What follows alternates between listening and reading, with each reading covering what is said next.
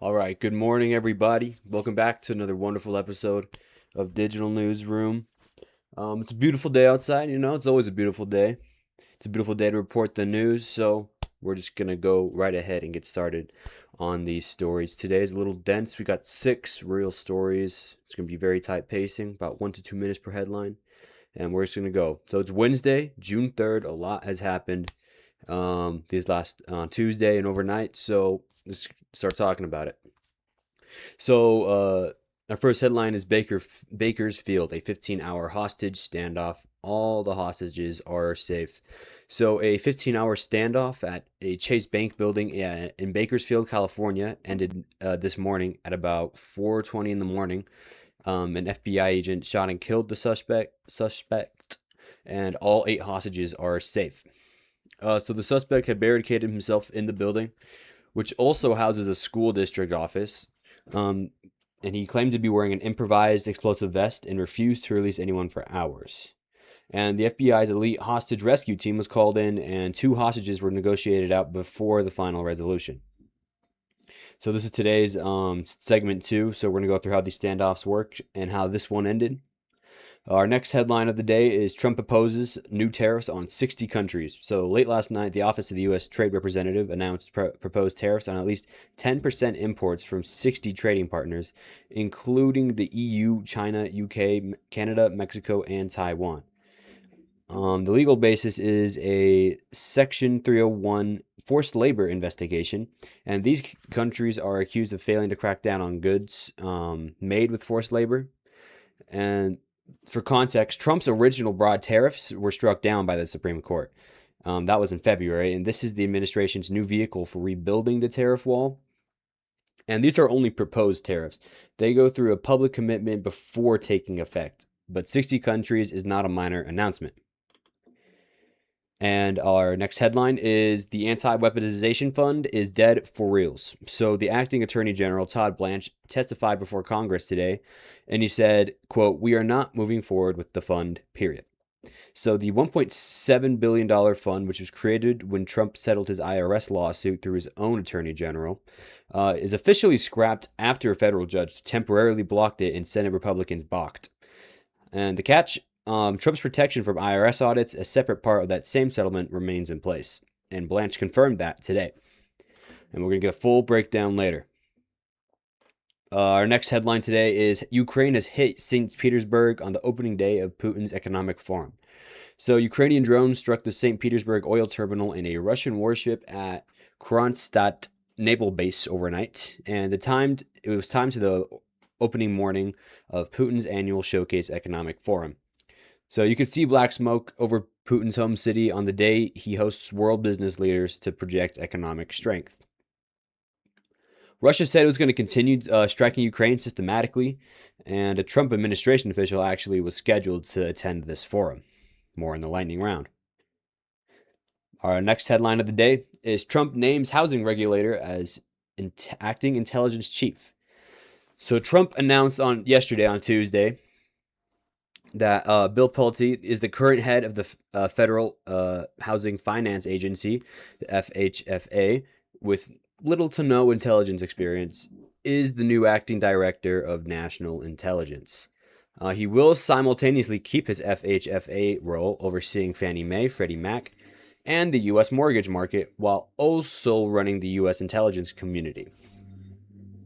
And he's going to replace Tulsi Gabbard, who stepped down on June 30th, or that's not correct, not June 30th.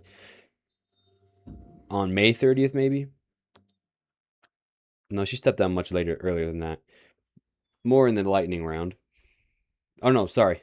She steps down on June 30th, so that's when she leaves her job. She's going to leave her job at June 30th. So after June 30th, she's no longer employed in the federal government. And more on that in the lightning round. And the next headline for today is Social Security is at $500 a month, cut by 2032 if Congress does nothing about it. A new report out today from the Committee for a Responsible Federal Budget. So if the Social Security Retirement Trust Funds runs out in 2020, 2032, as projected, average monthly benefits would be cut by 500%, which is a 24% reduction. So that timeline is now a year earlier than what was previously projected. And that's due to a part in 2025, a law that was brought into effect that expanded benefits to 3 million more recipients. And every state's going to be affected. And actually, 29 states are going to face cuts exceeding $500 a month. More on that in the lightning round. So those are our 6 stories for today. We're going to go ahead and move on to our second segment here. And we're going to start talking about California and Bakersfield, this Chase Bank hostage situation. And we're going to go into how, these type of situations usually go, how the FBI likes to handle them, and how exactly this one went down. So Bakersfield, the FBI, a 15-hour standoff, and 8 people who went to a bank building on Tuesday morning and didn't go home until Wednesday.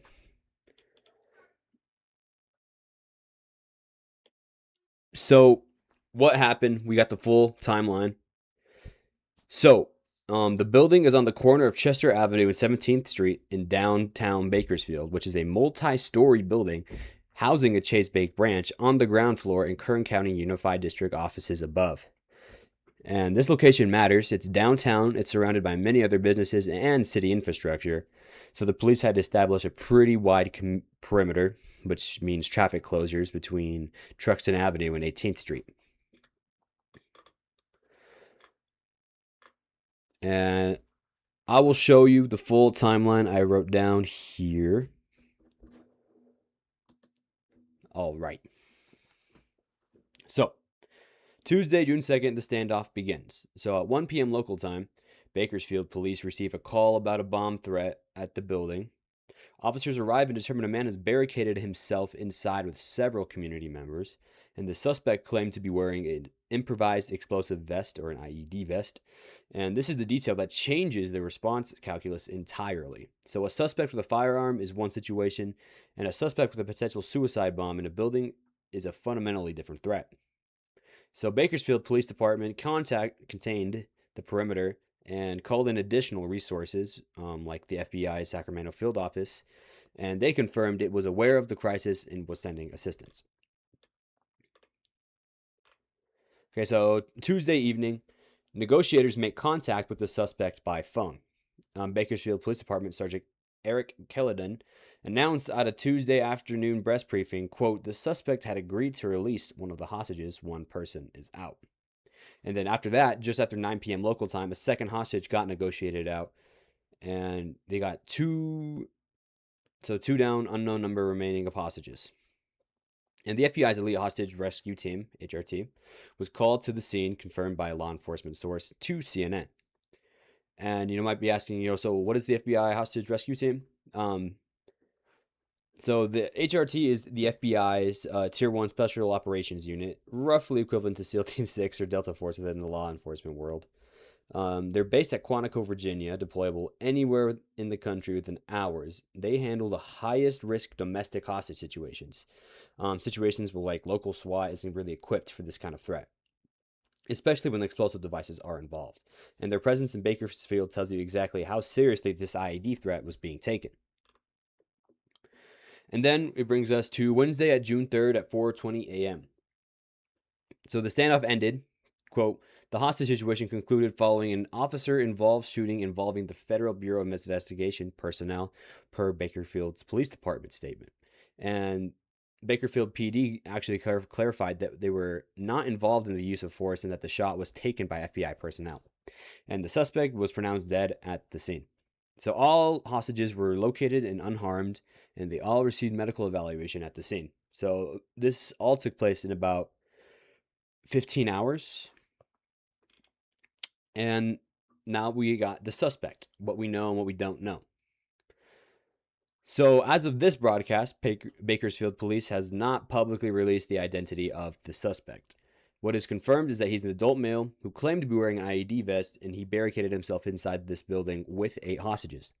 And the IED vest claim was taken very seriously, and seriously enough to deploy the FBI's hostage rescue team. Whether an actual device was found on the suspect is not yet confirmed in any official statement. So BPD's press release did not state whether the suspect threatened officers at the time of the shooting, meaning that we don't actually know from official sources whether this was a surrender that went wrong or an advance on officers or another scenario entirely. So an official press conference was announced for Wednesday morning. Details are expected to be released today.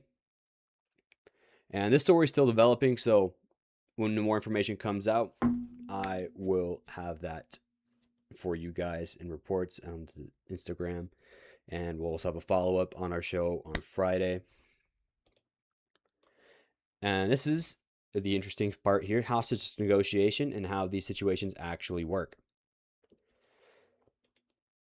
So the core principle of a hostage negotiation and that sort of situation. So the FBI's framework was actually developed in the 70s after an early disasters like the Munich Olympics in Attica. And it's built around one core insight: time is on the negotiator side, not the hostage takers. So every hour that passes without violence is a statistical success. That's the longer a standoff lasts without shots fired, the more likely it ends peacefully. And from the FBI's own crisis negotiation unit guidance, the goals are 1, preserve life; 2, establish communication; 3, build rapport; 4, gather intelligence; and then 5, work towards a peaceful resolution. So why did the IED vest change everything? So actually, in a conventional armed standoff, tactical options are available. So a sniper can wait for an opportunity. A SWAT breach can be planned around the threat. And a suspect with a suicide vest makes tactical options catastrophically risky. So if the suspect detonates in a room with 8 hostages, you've lost everyone. And this is exactly why hostage rescue team was called. They train specifically for scenarios where conventional tactical approaches could trigger mass casualties. And the 2 hostages that got released and what that means and what it signals. So when a hostage taker releases someone, negotiators read it carefully. It can mean either building rapport is working, or the suspect is tired and is beginning to capitulate, or the suspect is trying to manage the situation strategically. So getting 2 people out over roughly 8 hours actually suggests the negotiation was making incremental progress, but not fast enough to reach full resolution. And for the ending at 4:20 a.m., the press release says the situation, quote, concluded following an officer-involved shooting. What it doesn't say is what triggered the decision to act. So typically standard procedure is that tactical teams are always going to be positioned and ready. When conditions change, if a hostage life becomes immediately threatened, if the suspect advances towards a tactical position, or if negotiators determine a peaceful resolution, and that's no longer possible, the tactical option is actually exercised. And the fact that all hostages were unharmed and that the FBI took the shot, that tells you that they had eyes on the situation and that they were waiting for the right moment and that they were precise. And it was this wasn't just a bank. It was a building with school district offices, and that means that potential complication around any active operations and additional people who may have been in the building, and added political sensitivity given any proximity to educational infrastructure. And so the bigger picture and these in Bakersfield and bank standoffs in context, one thing to worth noting, it's not a random incident. Bank standoffs are not rare here in the United States. Per FBI data, hostage situations, including barricades with hostages, occur dozens of times per year across the country. The majority end in surrender. A smaller number end in tactical resolution. And the FBI's HRT's deployment record is almost entirely successful in terms of hostage outcomes.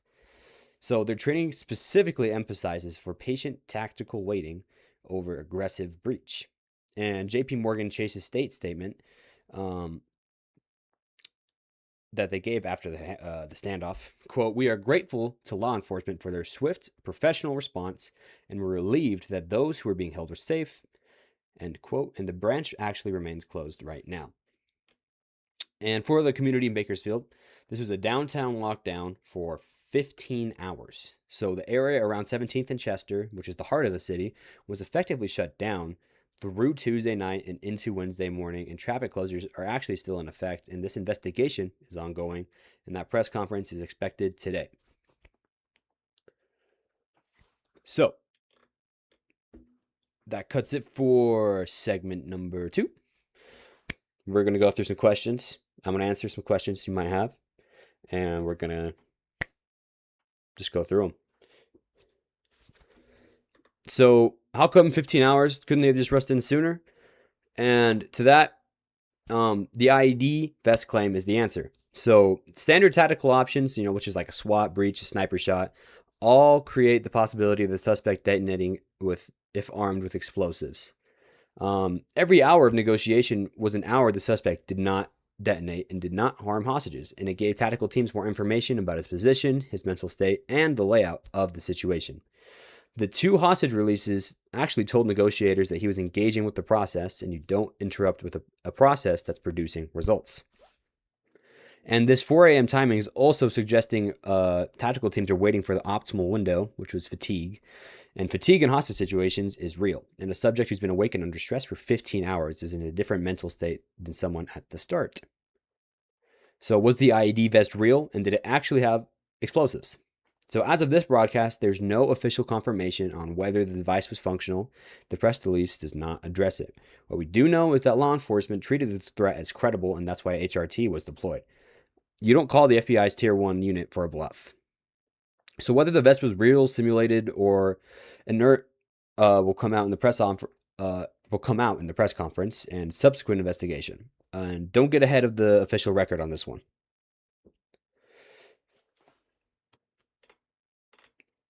And all right, cool. Now I think we're ready for the lightning round.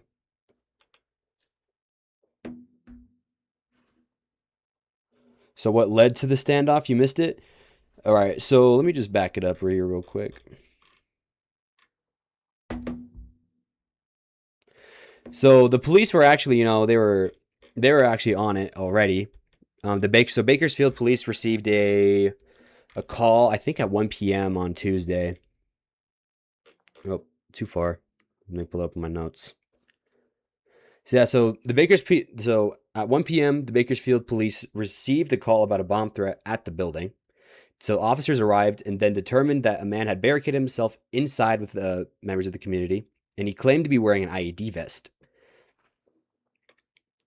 And then after that, the Bakersfield Police Department, they contained the perimeter, and then the FBI's Sacramento field office was aware of the crisis and immediately sent assistance through the FBI's hostage rescue team. So, and as of right now, like I said earlier, we don't exactly know much about the suspect besides he was a male and that he had a bomb on his chest. So not much is confirmed right now about like why he did it or what really like led up. Like all we really know right now is that they received the call, Bakersfield police, and then the police arrived, sort of gauged the situation, and then the FBI was made aware, and then they sent in the hostage rescue team. And then after about 15 hours, and after 2 hostages were released, the FBI made a move and neutralized the suspect at the 15th hour. And that's about all was confirmed. And I guess there's also a press release coming in later a bit today. So once that comes in, we'll have some reports out on that. And then we'll also follow up on our Real Irayeta show on Friday. And yeah, hope that answers that question. So on to the lightning round. We got 6 stories, all straight facts. Let's get into it. So Donald Trump proposed tariffs on 60 trading partners. So late Tuesday night, the Office of the Trade Representative published proposed tariffs of at least 10% on 60 trading partners. So that includes the EU, China, UK, Canada, Mexico, Taiwan, and dozens more, on the legal basis of Section 301 of the Trade Act of 1974. So following that USTR investigation into whether these countries adequately enforced laws against goods that were actually made with enforced labor. And most of these 60 countries have a 12.5% proposed rate, and some actually face 10, so a bit less. And this is Trump's biggest tariff move since February. And when the Supreme Court struck down his IEEPA emergency tariffs in a 6-3 ruling, they actually called them unconstitutional use of executive power over Congress's taxing authority. And Section 301 is on much stronger legal ground. It's been used for decades as a survived court challenge, and trade analysts are actually noting that the findings might be stackable on top of a separate Section 301 investigation into manufacturing overcapacity, which actually covers 16 countries. And these are proposed. A public comment period must be completed before they take effect. And Canada's trade minister immediately called for renegotiation of the CUSMA, the U.S.-Mexico-Canada trade agreement. EU and UK responses are expected shortly. And the Tax Foundation previously estimated that Trump's total tariff program is going to amount to the largest tax increase as a percent of GDP since 1993, averaging about $1,500 per U.S. household in 2026. And how this is going to affect you, the viewer. So the Supreme Court killed the first wave of tariffs, and this is going to be the second wave. And this time it's built on a more durable legal authority. And if these proposed tariffs are going to survive the comment period and any legal challenges, virtually every major U.S. trading relationship is going to be affected simultaneously. That is not a minor trade adjustment. It's going to be almost a structural reshaping of how the U.S. trades with the world. And that, my friends, is the story on Trump's new tariff efforts. Our next story, slight change. We're moving on to Donald Trump and the Anti-Weaponization Fund. So, as of yesterday, the Anti-Weaponization Fund was officially killed, but the IRS audit protection is going to stay. So, the acting Attorney General, Todd Blanche, testified before the House Appropriations Subcommittee today, and he said, quote, "We are not moving forward with the fund, period." So this $1.7 billion anti-weaponization fund, which was created on May 18th as a part of a settlement of Trump's $10 billion IRS lawsuit, is officially scrapped. And what killed it? A federal judge actually blocked it on May 29th. The Eastern District of Virginia, Judge Leona Brickema, ruling that the DOJ improperly tried to use the federal judgment fund meant for court settlements against the government.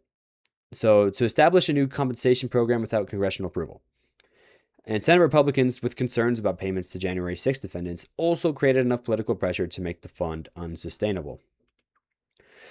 The catch? The separate part of the IRS settlement, which bars the government from auditing Trump, his family, and his businesses for past tax returns, remains in effect. And Todd Blanche confirmed this today when he was pressed. He also declined to put his commitment to not reviving the fund in writing. And the Senate Majority Leader Thune confirmed the fund is, quote, off the table, and the Senate GOP can now move forward as the $70 billion Immigration Enforcement Reconciliation Bill, a vote that is expected as early as today. So how this is going to affect you, our viewer? This fund is gone, and the audit immunity is not. And the procedural question enabled the whole episode. Can a sitting president sue his own government, settle the case through his own acting attorney general, and use taxpayer money to fund the outcome? And that remains legally unresolved.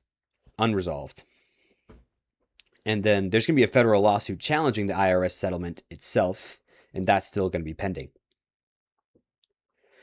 And that will cover all the facts that we have right now about the Anti-Weaponization Fund and Donald Trump and his IRS audits. So moving over to story number 3, we have Ukraine striking St. Petersburg on opening day of Vladimir Putin's Davos Economic Forum. So overnight, Ukrainian drones struck the St. Petersburg oil terminal, one of Russia's largest storage and export facilities on the Gulf of Finland, and hit the corvette Boyki Kronstadt Naval Base, which is a Baltic Fleet warship. And President Zelensky confirmed on X, quote, important facilities on Russian territory were hit, end quote, where Ukraine's unmanned systems forces released a video showing the drone strike on the Boyki, and the attack was timed to the opening of the 2026 St. Petersburg International Economic Forum. And Putin's annual showcase for foreign investors was designed to project that Russia was economically resilient despite Western sanctions. Heavy smoke was visible over the city as delegates arrived. And for your information, The Boyki is a missile corvette, and that, according to the NV Ukraine sources, it had been escorting Russia's Shadow Fleet tankers, ships being moved and that were sanctioned to Russian oil to buyers, were evading Western restrictions through the Baltic Sea to the English Channel. Taking it out disrupts that logic chain, and Russia's response was so the Kremlin actually said that it will continue striking Ukraine systematically as a part of what it claimed as a new paradigm in the conflict. And why this matters to you, the viewer: Ukraine just hit Putin's home city on his biggest annual PR day, targeting both energy infrastructure and a warship that was enabling sanctions evasion. This timing was not accidental, so whether the physical damage is significant or not, the message to foreign investors showing up to Putin's forum, the black smoke visible from the event venue, is hard to miss. And there's still damage assessment ongoing. I couldn't, nor could Reuters, independently verify the full extent of this damage. And that covers Ukraine and Russia and that economic forum and that attack on St. Petersburg. So, story number 4. Bill Pulte, the mortgage regulator, is now the acting intelligence chief. So here we have, on Tuesday, Donald Trump announces that Bill Pulte, the head of the FHFA, or the Federal Housing Finance Agency, which oversees Fannie Mac and Freddie Mac, is the new acting director of national intelligence. So he's going to replace Tulsi Gabbard, who announced last month she's stepping down on June 30th to be with her husband, who is being treated for bone cancer. So Pulte has no known intelligence experience. His background, he's the heir to the Pulte Group home building fortune, an investor, and a Trump loyalist. He will hold both roles simultaneously, so FHFA director and acting director of national intelligence. And he's going to oversee the U.S. mortgage market and the U.S. intelligence community, including the CIA and the NSA at the same time. And Trump's stated rationale on Truth Social was that Pulte has, quote, deep experience managing the most sensitive matters in America and the safety and soundness of the markets in over $10 trillion at Fannie Mac / Freddie Mac. His track record at the FHFA, he's filed criminal referrals against federal governor Lisa Cook for alleged mortgage fraud, and she sued to block her firing, and that case went before the Supreme Court. And also against New York Attorney General Letitia James, who was charged in October with bank fraud. He also has been a vocal attacker of other Trump critics using mortgage records access. And former intelligence officials were quoted by CNBC that Pulte will, quote, be willing to shape intelligence around the president's wishes regardless of the cost to the American people, and, quote, and the administration has not responded to that characterization. And why does this matter to you? So the DNI is going to oversee the intelligence agencies of the U.S. government, and that includes the CIA, the NSA, the DIA, and the President's Daily Brief, which the most sensitive intelligence the U.S. collects on foreign adversaries. Pulte's record suggests that he actually has used his institutional access as a tool primarily for political targeting.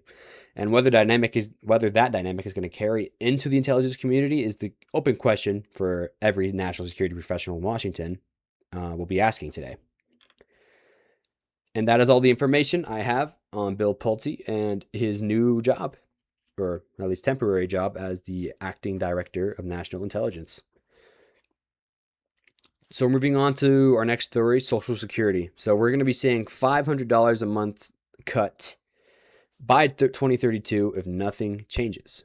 So a new report is out today from the Committee for a Responsible Federal Budget. So if Social Security's retirement trust fund is depleted by 2032 as projected, monthly benefits are going to be cut by an average of $500, which is a 24% reduction.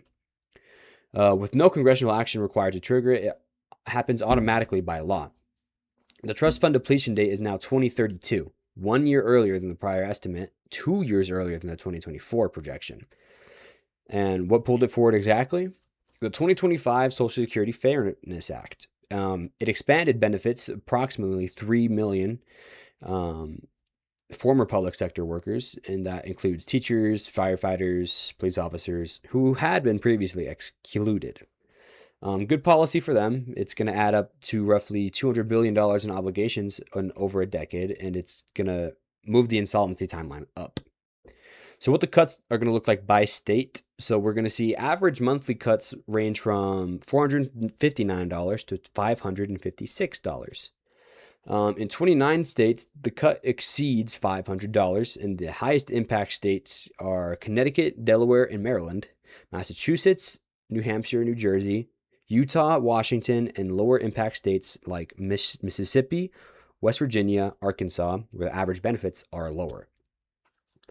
So the average monthly Social Security retirement check in 2026 is about $2,071. A 24% cut leaves $1,574. And the fixes are going to be things like raising the payroll tax cap, and it currently only applies to wages above $184,500, and raising the payroll tax rate, adjusting benefits for high earners, or raising the retirement age. All are extremely politically difficult. Congress has not acted despite knowing about this trajectory for decades. And how this matters for you, the viewer. 67 million Americans are going to currently receive Social Security benefits, and another tens of millions in a decade. A $500 a month cut is going to be more than the average household's monthly grocery bill, and it's not an abstract policy number. This is a concrete financial event that will happen in 2032 unless Congress acts. And Congress historically acts on Social Security only when the deadline is close enough to feel real. It is now 6 years away. And our last story for today. VOO hit $1 trillion, first ETF in history to do it. So today, Vanguard's S&P 500 ETF, ticker VOO, crossed $1 trillion in assets, becoming the first ETF in history to reach the milestone. So a $1.7 billion inflow in the latest session pushed it over the line per Bloomberg data. So VOO tracks the S&P 500, the 500 largest U.S. companies. Its expense ratio is 0.03, essentially 3 cents per $100 invested per year. It's one of the cheapest ways to invest in the U.S. stock market. And for context, about a year ago, VOO had $660 billion in assets, and it grew by roughly $340 billion in 12 months. And that is driven by both new inflows, $69 billion in 2026 alone, and S&P 500 returns, more or less 11% year to date. And it overtook SPY, the SPDR S&P 500 ETF, as the world's largest ETF in February 2025. SPY now sits at $775 billion, over $200 billion behind. And the VOO's advantage over its competitors is the Vanguard brand, the firm founded by Jack Bogle on the principle of low-cost indexing. Vanguard investors tend to buy and hold rather than trade, creating sticky assets. And this milestone is going to reflect a structural shift in how Americans invest. Passive index funds now dominate over actively managed funds. And this data shows that actively managed funds underperform their benchmark index over 10-year periods. And why this matters for you, our viewers. So this is the first $1 trillion ETF, and it is the landmark for ordinary investors. It validates the boring strategy of buying a low-cost index fund and holding it. It also concentrates enormous market influence in a single passive fund. So when VOO has $1 trillion and it's tracking the S&P 500, the companies in the index have a permanent, enormous buyer, regardless of their individual performance. And that has structural implications for the market, and economists and regulators are still going to be working through it. And that is all the information I have on the VOO hitting over $1 trillion in assets. The first to ever do it in that ETF's history and in all ETF history. And that's also all the news I have for today. So it was a lot of stuff, a lot of interesting things have happened, from Bakersfield all the way to, ETFs making big history. And the tariff story and the Social Security stories are those are going to be the ones I want you to sit with. So 60 countries are going to be hit with proposed tariffs simultaneously. The $1 trillion VOO milestone on the same day.